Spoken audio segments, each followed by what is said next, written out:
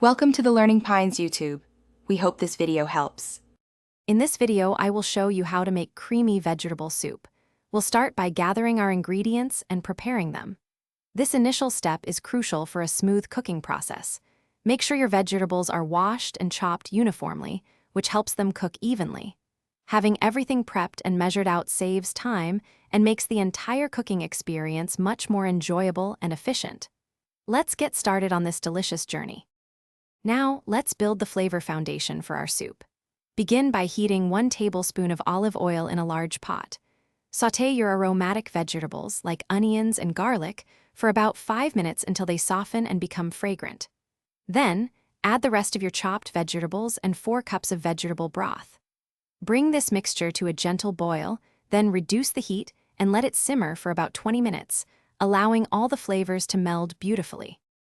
Achieving that signature creamy texture is our next step. Once your vegetables are tender, carefully transfer the cooked mixture to a blender. If your blender is small, work in batches to prevent overfilling and ensure safety. Blend until the soup is completely smooth and velvety, with no lumps remaining. Alternatively, an immersion blender works wonderfully for this step, allowing you to blend directly in the pot, saving on cleanup. This is where the magic happens. For the grand finale, return your beautifully blended soup to the pot over low heat. Now, it's time to add that luxurious creaminess. Stir in 1 cup of heavy cream, or your preferred dairy-free alternative, until it's fully incorporated and warmed through.